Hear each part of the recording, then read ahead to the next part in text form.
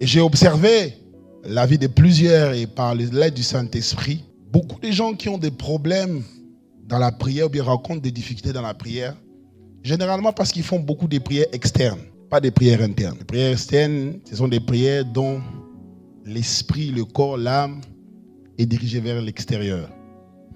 Par exemple, les prières de combat, ce sont des prières externes. Mais il existe dans la prière ce qu'on appelle des prières internes. La tentation viendra souvent, d'après les textes que nous venons de lire, de 3 réalités. Quand tu lis ces textes ici, 1, la Bible dit que Jésus a eu faim. Lorsque tu as faim, le diable sait. C'est là qu'il vient pour te tenter. Je suis en France, je viens d'un pays béni par Dieu, amen. Mais il y a beaucoup de difficultés. Mais ici, je sais au moins que 90% des gens ici n'ont pas de problème de nourriture.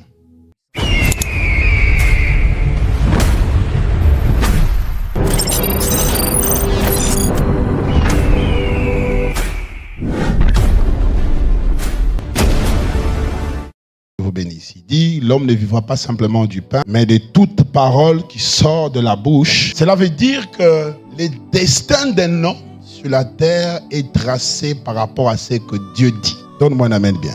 La vie d'un homme est établie par la parole. Et lorsqu'il enseigne sur la prière, Jésus dit quelque chose d'extraordinaire que j'aimerais partager avec vous en quelques minutes, que le Saint-Esprit m'aide à respecter les temps impartis par nos parents spirituels. Il dit, parce qu'on lui a posé la question sur la prière, c'est moi qui paraphrase. Il dit, quand vous serez dans votre confort, quand vous serez dans vos véhicules Tesla, quand vous habiterez Paris, quand vous habiterez la Belgique, quand vous viendrez du Congo, quand vous serez au Canada, lorsque vous priez, dites, ne nous soumets pas à la tentation, mais délivre-nous du mal. C'est quelque chose d'extraordinaire. La tentation veut dire l'attrait à quelque chose défendu par une loi morale ou religieuse. L'incitation au péché ou une révolte à la volonté divine. Jésus savait que nous serions à un moment donné dans un environnement où nous sommes poussés à violer la loi de Dieu, à commettre le péché, à faire quelque chose qui est mal de manière simple. Jésus sait que ces petits qui me demandent sur la prière arriveront à un moment donné où la tentation sera devant eux. J'aimerais dire à chacun d'entre nous, en tant que croyants, nous vivrons la tentation. Dis à ton voisin, en tant que croyant, nous vivrons la tentation. Satan est le grand tentateur. Son objectif, c'est de détourner les chrétiens de l'obéissance de la parole de Dieu. Satan est celui qui pousse les hommes à la rébellion. Et j'ai observé la vie de plusieurs et par l'aide du Saint-Esprit, beaucoup de gens qui ont des problèmes dans la prière ou bien rencontrent des difficultés dans la prière, généralement parce qu'ils font beaucoup de prières externes, pas des prières internes. Les prières externes, ce sont des prières dont l'esprit, le corps, l'âme est dirigé vers l'extérieur. Par exemple, les prières de combat, ce sont des prières externes. Mais il existe dans la prière ce qu'on appelle des prières internes. Par exemple, quand tu pries pour ta foi, tu pries ce que moi j'appelle des prières internes. Et ce passage de Matthieu 6, le verset 13, nous parle de ce que moi j'appelle les prières internes. Jésus a dit, lorsque vous priez, dites, ne nous soumets pas à la tentation, mais délivre-nous du mal. Celui qui prie pour que Dieu le délivre dans la tentation et du mal ouvre une brèche à une intervention de Dieu face au moment le plus compliqué. Matthieu 4, le premier verset à 11. Alors Jésus fut amené par l'Esprit dans le désert pour être tenté par les diables. Après avoir jeûné 40 jours et 40 nuits, il eut faim. Verset 3. Les tentateurs s'étant approchés de lui, il dit, si tu es le Fils de Dieu, ordonne que ces pierres deviennent des pains.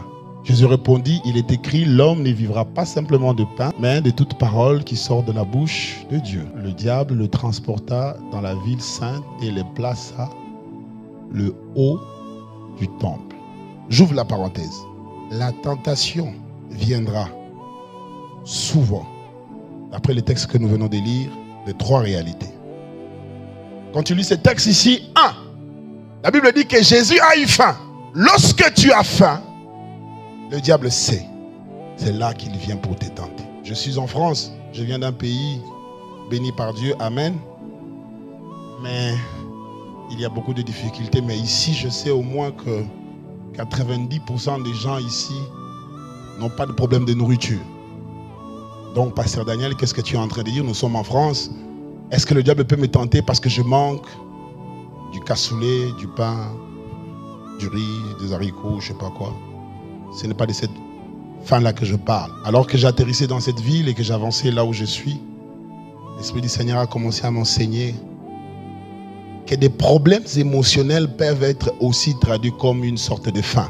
Donc, celui qui a des problèmes émotionnels peut être tenté par le diable. Jésus avait faim et le diable est venu les tenter. Je connais des gens qui ont faim de la gloire, qui veulent la visibilité. Il y a une expression en lingala qui dit matalana. Il y a des gens qui ne peuvent pas dormir sans se faire remarquer. Ils veulent attirer les regards. C'est comme s'ils ont besoin de l'approbation des autres pour bien vivre. Ce soir, je pose la question à quelqu'un poussé par l'esprit. Tu as faim de quoi? Maintenant, les traits spirituels disent de la présence de Dieu. Parce que Jésus était dans le désert et parce qu'il avait faim, le diable est venu. Qu'est-ce que je suis en train de dire? Je suis en train de dire, lorsque tu as faim, le diable viendra pour te tenter. Deuxième réalité, lorsque tu lis ces versets, Jésus était dans le désert. Donc, il n'était pas en ville. Le désert était lieu d'isolement. Deuxième réalité. Après que le diable t'attaque parce que tu as faim, le diable viendra t'attaquer quand tu es isolé. Le diable viendra te tenter lorsque tu es isolé. Jésus était seul. L'une des stratégies du diable dans ce temps de la fin, et pour nous, Porte de Cieux Paris, c'est que le diable cherche à te retirer de la Porte de Cieux Paris et t'isoler de la couverture de ton père spirituel, de nos parents spirituels. Il veut te retirer dans ton département pour que tu sois seul. Ce n'est pas de l'autonomie, mais c'est un rendez-vous d'une mort programmée qui t'attend quelque part. L'isolement. L'isolement est une plateforme où le diable utilise pour tenter plusieurs enfants de Dieu. Et ce que j'aime, les diables tentent Jésus, mais Jésus avait la réponse à ses attaques. Parce que lui-même enseigne sur la prière. Ne nous soumets pas à la tentation. Frères et sœurs, nous sommes en 2026. Ça n'engage que moi. Quand tu pries, il faut vraiment insister sur ce point ici.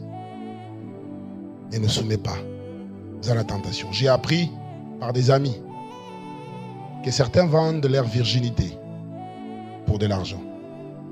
Tu arrives dans une administration, je parle de chez nous au pays, pour arriver à un certain niveau, on te conditionne et donner ton corps. Quelqu'un lève la main avec moi, dit, mon père, ne me soumets pas à la tentation.